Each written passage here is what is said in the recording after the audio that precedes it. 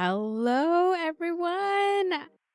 Welcome to a bonus episode of the Be a Boss Coaching Podcast. My name is Beatriz. I am an entrepreneur and business coach for women of color, BIPOC, and queer entrepreneurs. I'm the founder of Be a Boss Coaching and your host for this podcast. And I'm excited because I know you're going to have such a good time with this episode. I am so grateful to have been able to connect with Katya Quesada, who is a media and news producer and the host of Sipota Colocha Says.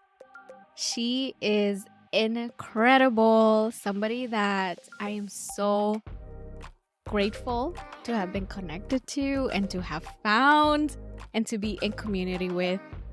And in honor of Hispanic Heritage Month, I'm glad to bring you this episode because she is someone that truly has inspired me to connect back to my cultural heritage, to my roots as a Salvadoreña, and to look deeper and dig deeper into my history.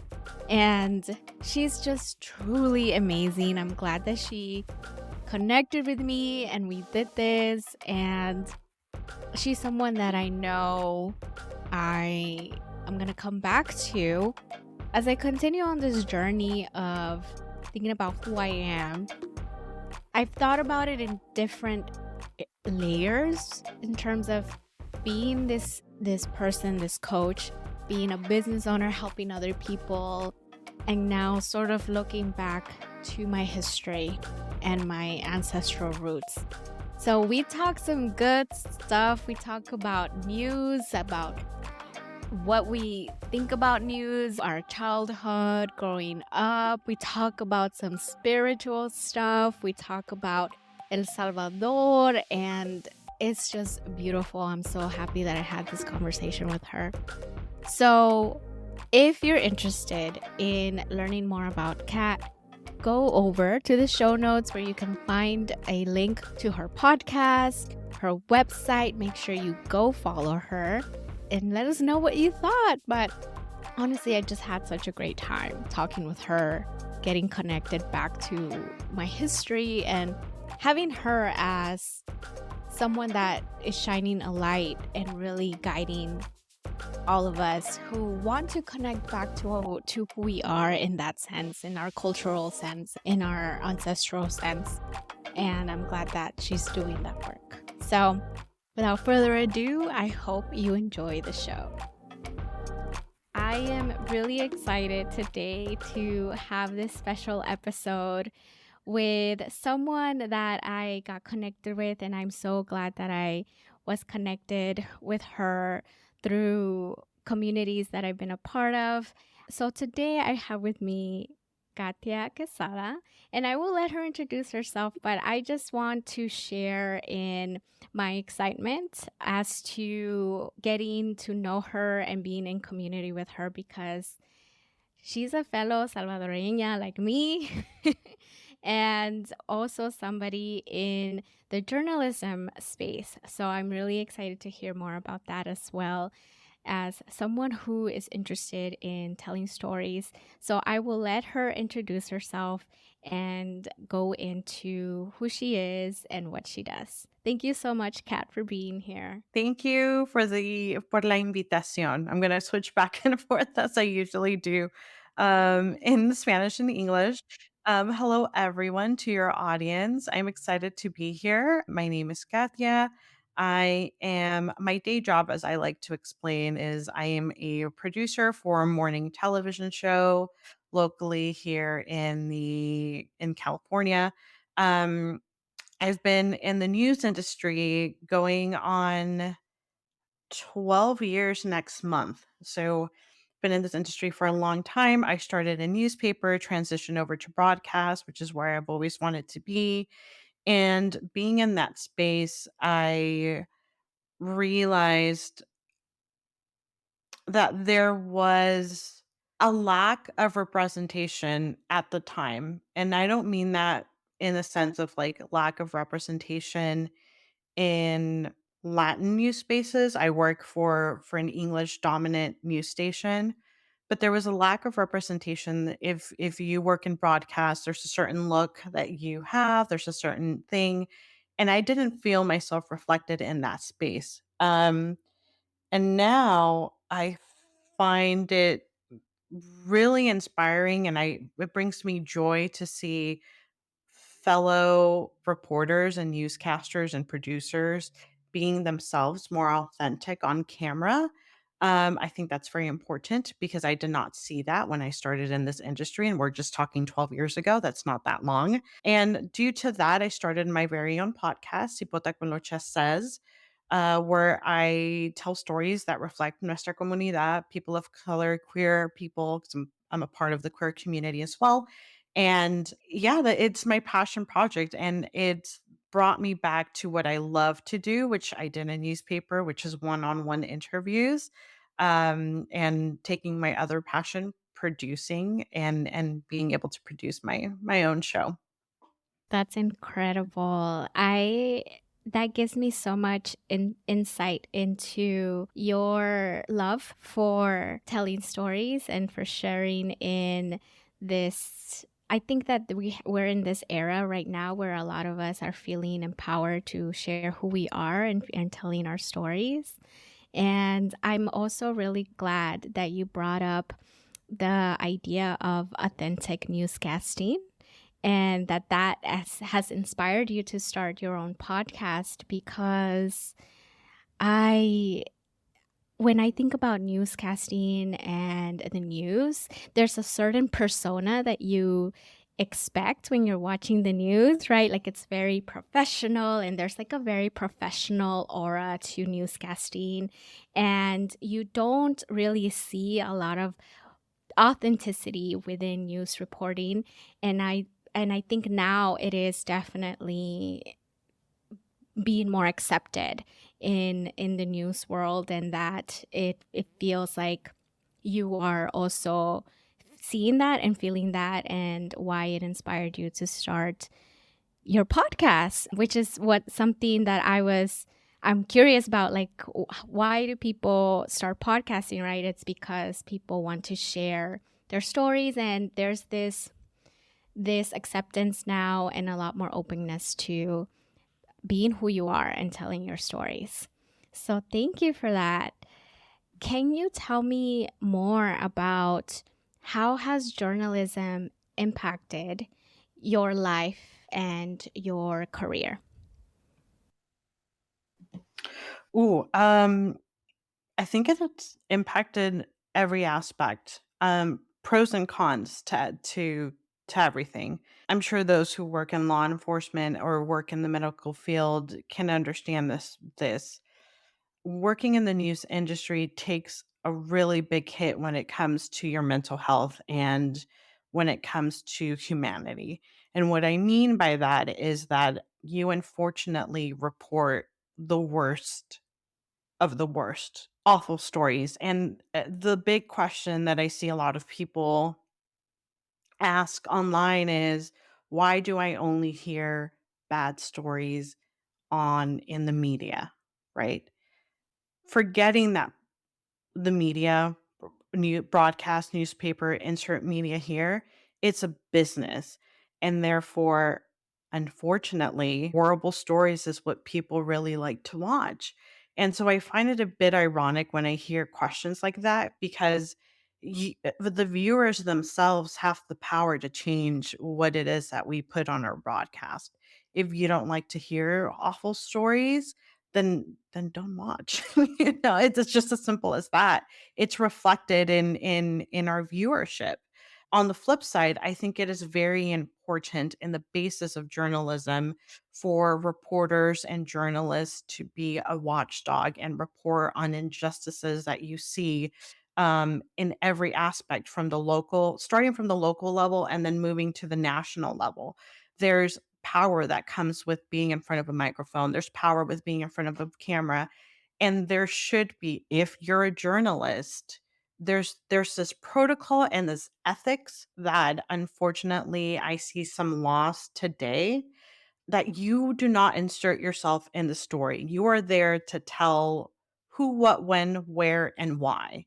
Nobody is asking for your opinion. If you have an opinion to say, you say your professional opinion in a way that it's reflected that this is an opinions piece. For example, a newspaper in newspapers and magazines, there's often a like opinions section where the reporter is able to say what they want to say about a piece. When you are reporting the news, you're just telling the facts and you're not, nobody cares for your opinion. I see other news stations. I'm going to call out Univision on this one. A lot of their on air talent and anchors will give a story and then will give their opinion, which I find very insulting. We all studied the same ethics. Nobody is asking for your opinion. Just say the story. And so yeah, that I think I went off on a little tangent there, but we reflect, we say the worst, murders, rapes, insert bad thing here, catastrophes all the time. And when you work behind the scenes, you're looking at all of that raw. And so that does take a toll on your mental health. I'm not ashamed to say that I am in therapy.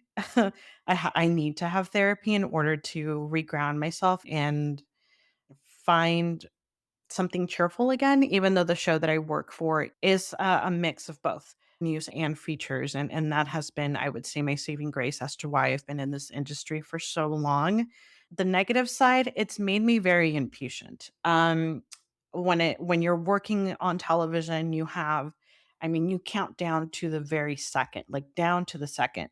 And so when someone is telling the story and they don't get to the point, when I'm having a normal conversation with my friends, my family, or my partner, I tend to zone out and I have to remind myself I'm not in work mode anymore. I'm just Katya, I'm not Katya, the journalist or the television producer anymore. So it's kind of had a mix of both pros and cons, like everything in life, I would say.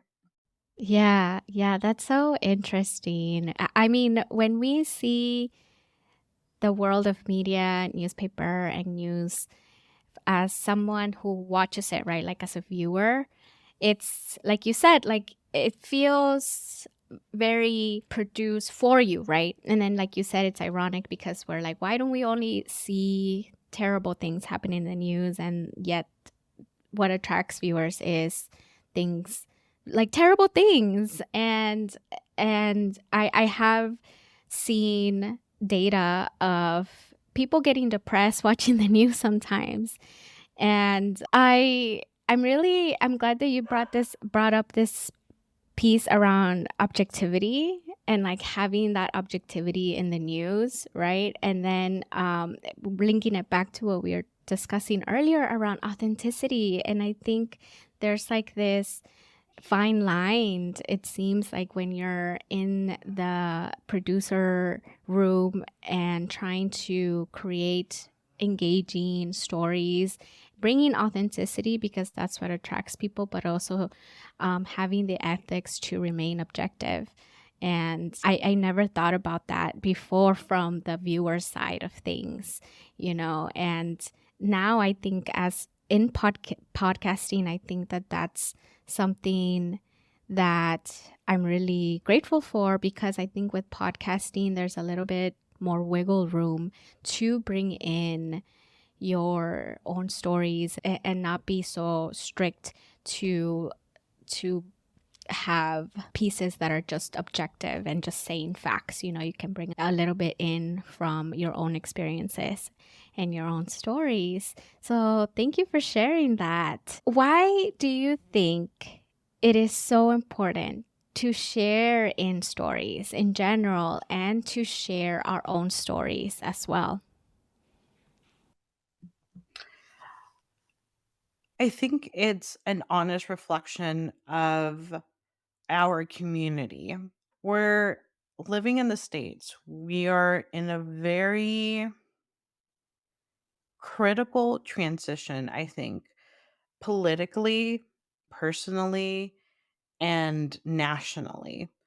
What I mean by that is that you see, for example, we live in California. California is known for being a liberal state, correct?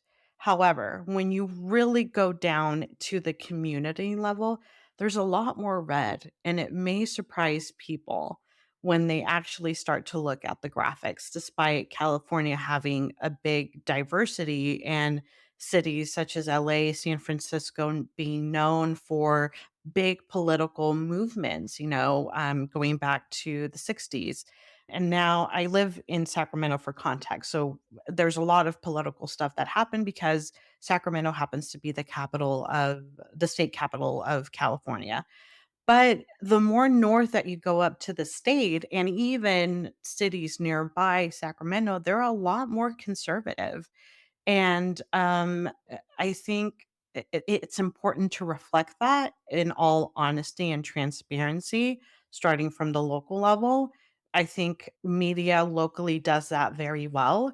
In the national level, there's a lot of divide. There's a lot of divide when it comes to the LGBTQIA community.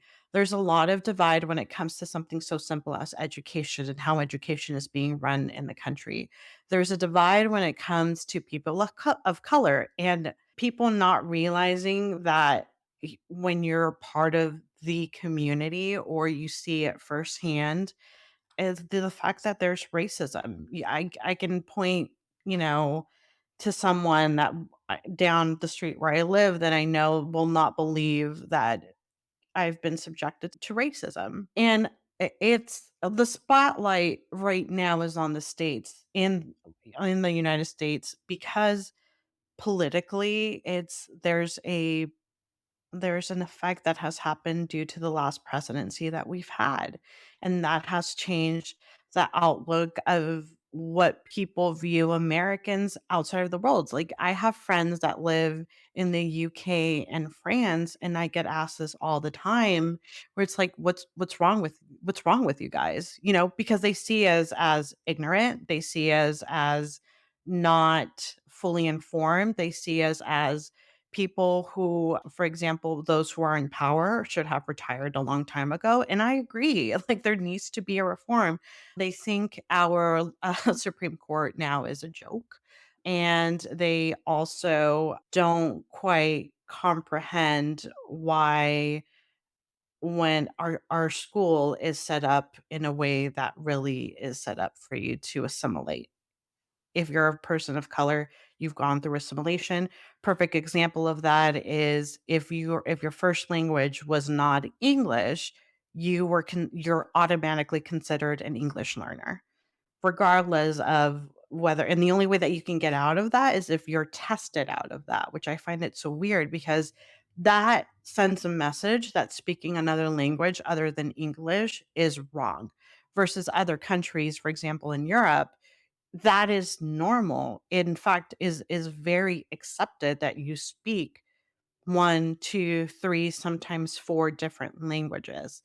And so, yeah, it's just an interesting time, I think, for everyone. And therefore, our voices are our power. And sharing stories that reflect the reality of our community can help hopefully inspire change and just overall bring awareness. Yes.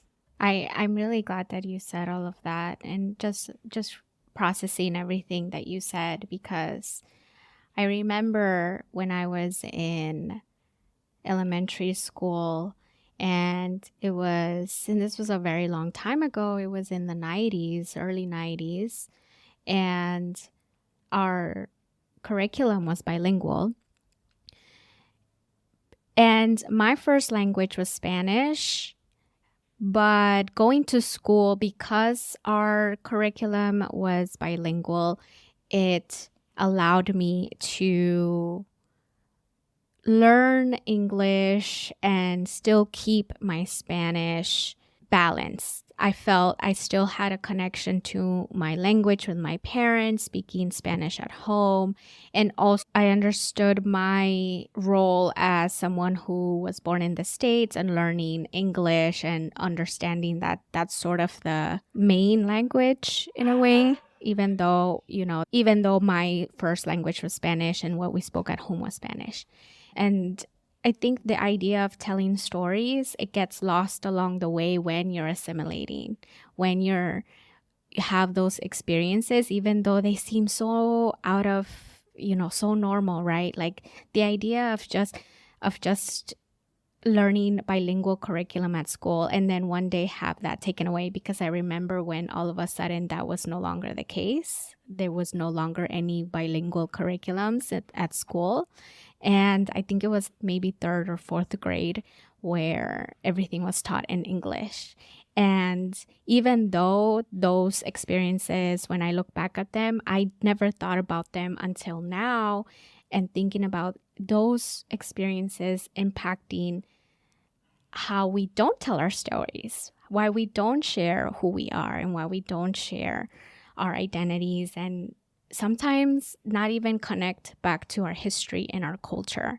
And it's something that I talked with you when we had our last conversation. Is I'm starting to feel this connection back to my culture and my history and sharing in that. And I feel like that's sort of the next phase for me, because it's I'm on this journey of trying to figure out, well, who am I and what do I want to do? What do I love? What are my passions? And a lot of my entrepreneurship has allowed me to ask those questions, but now I'm starting to really now dig even deeper into the history of my people and my ancestors. And it has the gateway, or like, to that was telling stories first. So that was a long-winded, like, I kind of went long-winded there, but yeah. Yeah. No, it's true. No, I like to see that little spark when people are like, I want to learn more about my history and about my traditions. I think the only way people, communities, and humanity can avoid repeating certain cycles is really looking down at the nitty-gritty of history. And things are there left for a reason. It's for hopefully future generations to learn in full transparency what occurred so that they don't repeat the same mistakes as our ancestors, as, past political movements, as the learning history is very important and there's an emphasis. But when history is taught one-sided by countries who want to sweep under the rug the reality of how the nation itself was built, that reflects back on the culture, that reflects back on education, that reflects back on how a system is set up. And therefore, it's like, oh, this feels like we've seen it before. We have. Like, if you just go back to history and look, and I'm just not talking about US history, I'm talking about history worldwide, world history, you see certain political patterns. Therefore, that's why a lot of people will say a nation will go through a big evolution every 250 years. The United States itself is nearing that record. And we're seeing that already. There's a big political movement. We're in the middle of a big labor movement right now with all these people going on strike. So we're seeing history itself being played out right now. And so, what are our kids going to learn, future generations going to learn based on what we have the responsibility, what we are doing? Awesome. All right, Katya. Thank you so much for that. Okay, so one thing that I'm truly enjoying, I know you, so we talked a little bit about the podcast. Your podcast is called Cipota Colocha Says, which is a call for, the Salvadorian heritage and culture that we are a part in. And I must say, listening to your podcast has helped me to connect back to that part of who I am. As I'm reflecting on my experiences in my childhood, that sort of was quieted down for me living here in the US. And but listening to your podcast is sort of bringing and igniting that back for me again. How has learning about your Salvadorian history and culture impacted your connection to who you are? It's been, I would say, a very big part. The title of my podcast was made with that sole purpose so that when people would hear it or read it, would know instantly what my background and what my culture is, which is very important to me. I grew up in a household where both of my parents are extremely proud of their origin. Ever since I can remember, I grew up listening to stories, and there were not all happy stories. If anybody knows any history of El Salvador, you know that there was a terrible civil war in the 70s and 80s that ended early 90s that really prompted a lot of people to flee, and my family on both sides were impacted very, very differently. On my mom's side, she was born into a family that was wealthy. They owned a lot of land, they owned a lot of property in Quesaltepeque. We had an aunt who owned land and exported coffee in what is now El Boquerón. On the flip side, my dad grew up very rural in El Campo, as you know, rural. He, I think, stopped going to school because he had to work, I think, in the third or fourth grade, something like that. And the Civil War impact on him was there was a lot of guerrilla members in that side going to those places trying to recruit. And if you didn't, and if you weren't recruited, they would, you know, do heinous violent act. I have my mom witnessed several of her family members gunned down. At one point, she received a letter of a death threat because she had helped an uncle escape. So, all growing up with all of these stories definitely provide a big impact for me. But there was always a lot of pride and a lot of hope that they could one day return back, or that they could one day go back. Because immigration is such a long and tedious thing. Like, it took my parents 14 years for them to finally be US residents. And, and we're talking about two people that did everything by the book. They applied for citizenship really like residency very early on. They paid their taxes. They never even got a speeding ticket, like the cleanest record. And yet it still took two very hardworking individuals 14 years with everything that they needed to have in order to get a card. And that first travel back to El Salvador was life-changing for me, because when people live in your parents' country of origin, they only get a one side of the story, which is the United States is a land of opportunity. Everyone, is able to get everything that unfortunately we cannot have here. On the flip side of that, they're very immune and don't know the struggles that people face if you're a person of color living in the United States. And so you grow up feeling othered just due to the way that the system is. And then you travel to your parents' country of origin, and all of a sudden you feel welcome.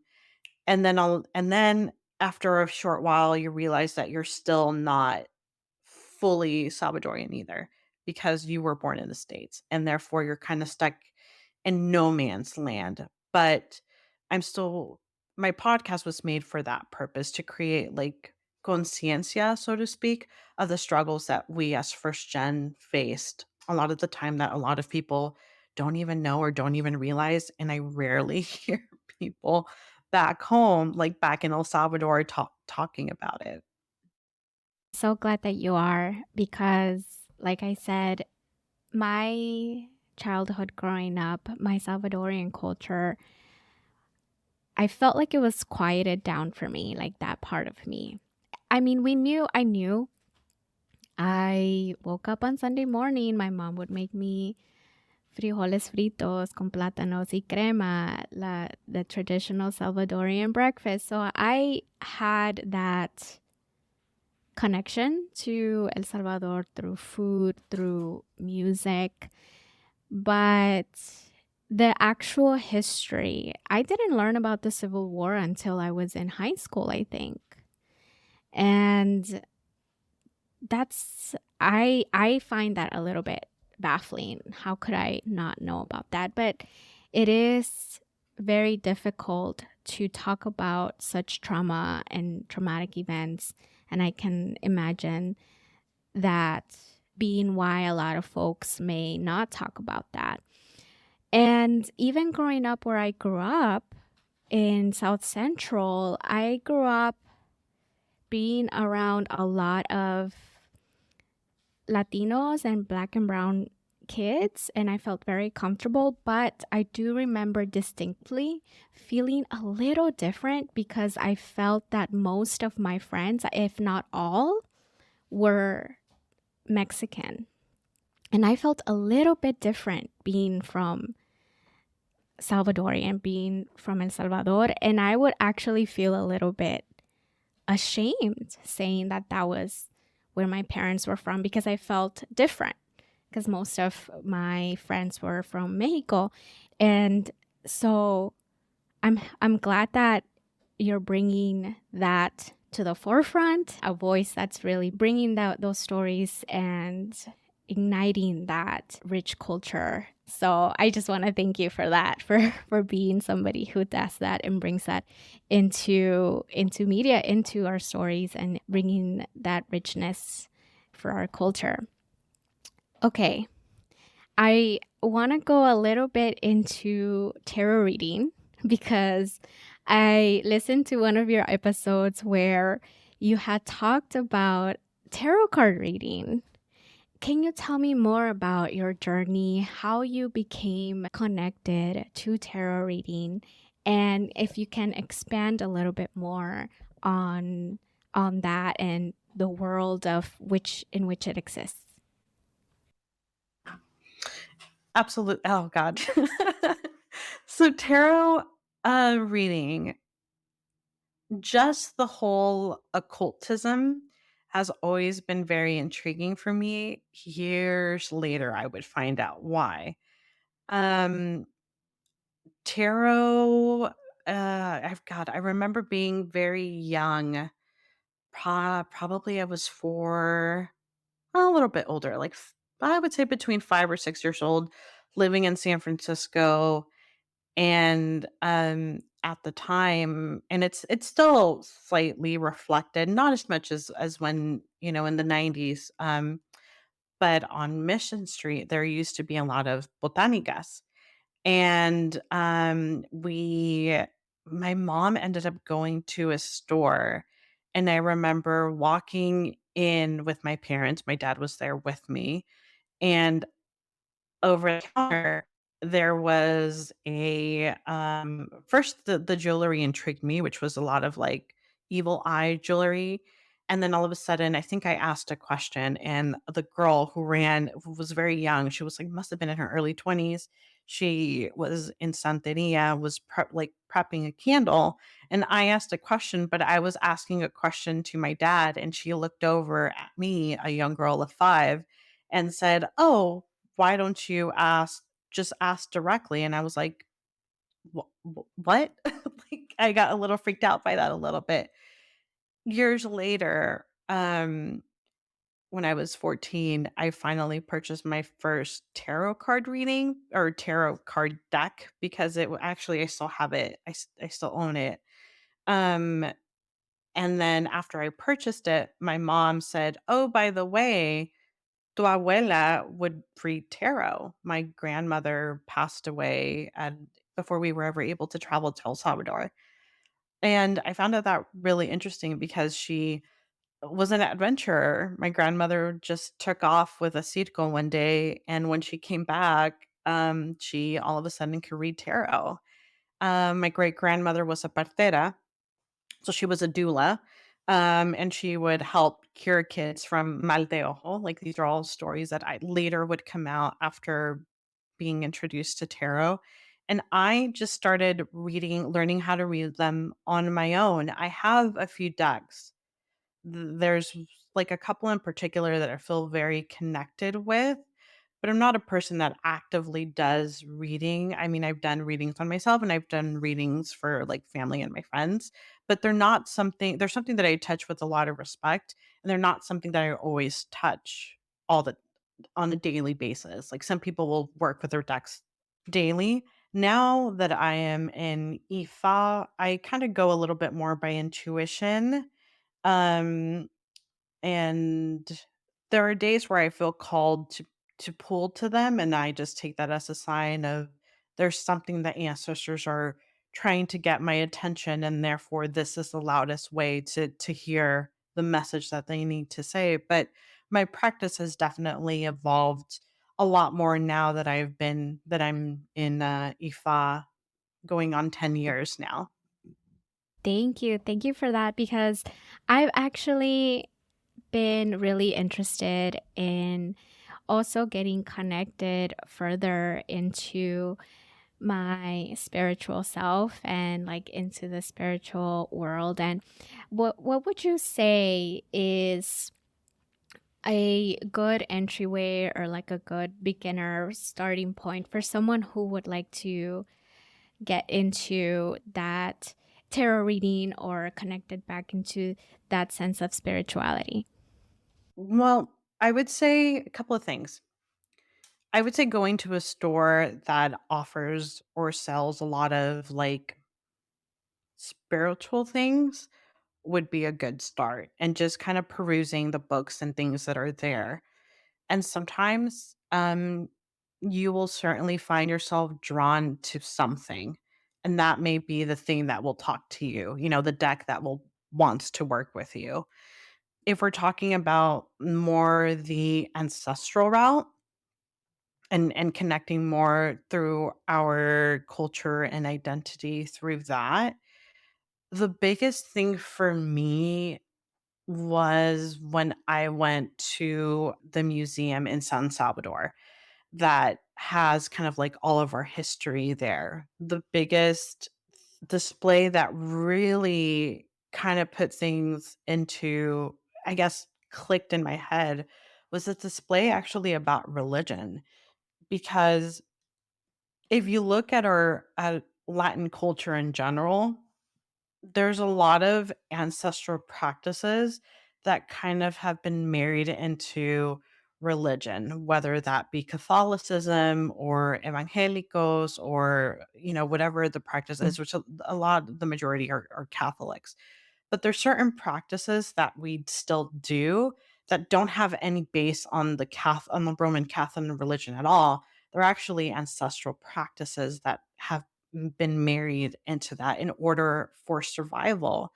I think that's one of the biggest things that actually attracted me so much, and the calling that I felt for Ifa is that they've in the Yoruba tradition, they've been able to kind of keep their ancestral practice alive because they were so smart about hiding certain practicing or masking, I guess would be the best word, certain religious traditional practices for survival. And it's been able to survive all these hundreds of years, And so I would say that, like, go trying to find the history of like what our native people used to do and what some of their practices was, like, a lot of them being connected to earth, the spirituality and the respect for all living things.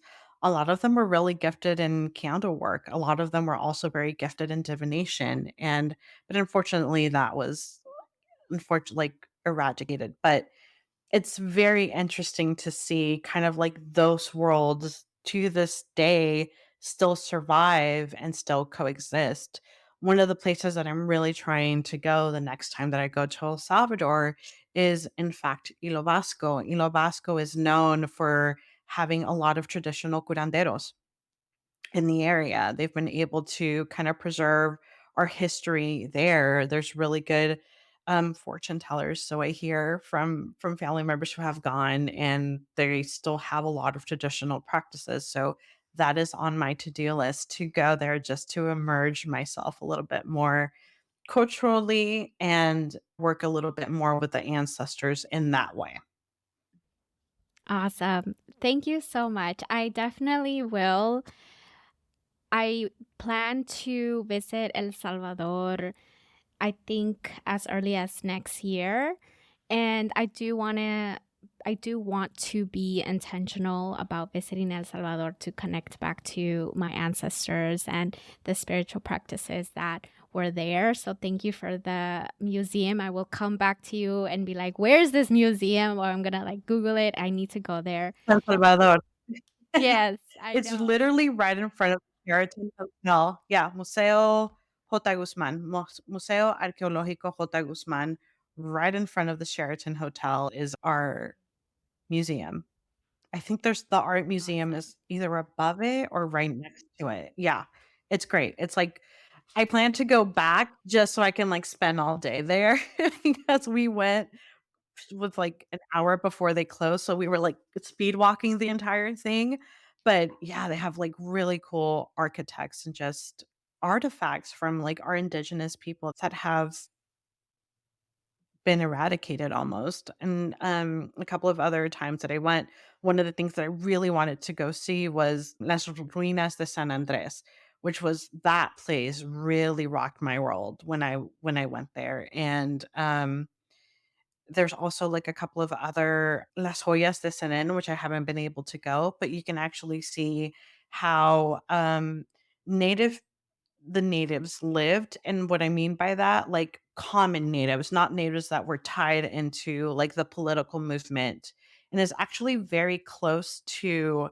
um Las Ruinas de San Andrés. So the theory is that it was this big empire slash colony where the central of political movements donde estaba el mercado was San Andrés, which is where the chief lived because there's that pyramid structure there.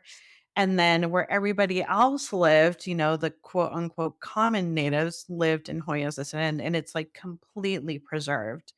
So yeah, those like I will send you a list of places where you can go and see because it's so cool. Just walking the ruins, El Salvador is volcanico. There's a lot of volcanoes and that have erupted throughout the history. And so what makes San Andres so interesting is that you're walking on top of the structure. So you see how the natural flora and fauna have covered the structures, but you can kind of see the outlines, and what you're seeing is actually the top of the pyramids. The entire pyramid has been covered by vegetation. Like this, there's an entire thing underneath that hasn't been excavated.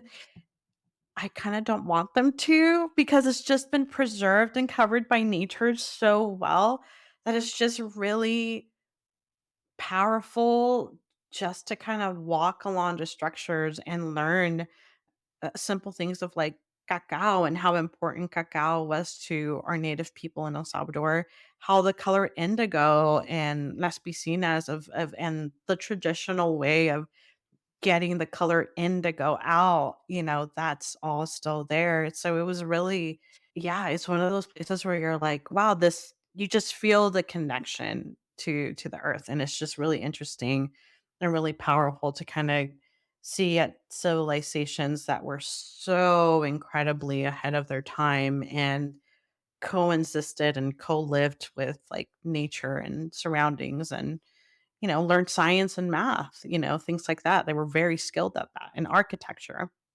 Yeah. Incredible. You're definitely making me want to go sooner, like rather than later. So I will definitely do that and will definitely keep in touch with you about the different places. I wrote down some that you talked about. That's on my bucket list for sure. How can people, before we wrap up, if people want to get in touch with you, if people want to learn more about you or collaborate with you, where can they find you? I am on Instagram, Cipota Colocha Podcast. I have my podcast, it has the same title, Si Potacolocha Says, and then I also have a website as well, sipotacolochasays.com. It has everything on there. Yeah, just shoot me a message. I love to share stories that reflect our nuestra comunidad. I love to show a reflection of provide these amazing stories so that people who are listening to them, future generations that listen to them, kids, the show is very kid friendly, can see themselves reflected and inspired to go into something. I remember being inspired when I was young just by my parents igniting that curiosity, and I didn't have anyone to look to because they didn't look like me. And now we live in a time where so many of us, including your podcast, are creating this perfect example to provide that representation that you and I lacked growing up. Incredible. So I will have that for sure in the show notes. And please come to support Katya and the podcast. I'm so glad that you started that you're bringing those stories forward and really igniting the cultura and representing that, like you said, in a way that we didn't see growing up. So thank you so much. Thank you for having me. This has been so much fun. And for those who are listening, well, there's a bonus episode on my podcast where I was able to chat with you about your journey as well. Thank you. There you have it. That was my conversation with Katya Quesada. I had such a great time, so I know you had a good time. And again, I want to remind you to come on over to the show notes so you can learn more about Kat, visit her website, and come listen to her podcast. I can't wait for you to get to know her. I want to remind you to please come on over to beabosscoaching.com where you can learn more about me. Listen to all the other podcast episodes that we have. We have some truly amazing guests. I have some solo episodes where you can learn and you can get some great tips and things that I've learned, things I share along my entrepreneurship journey. I hope that you leave a rating or a review if it served you. Tag me on Instagram and let me know that you have rated, reviewed, or even if you're just listening, that is truly appreciated. Have a great rest of your week, and I'll see you all on Monday. Bye.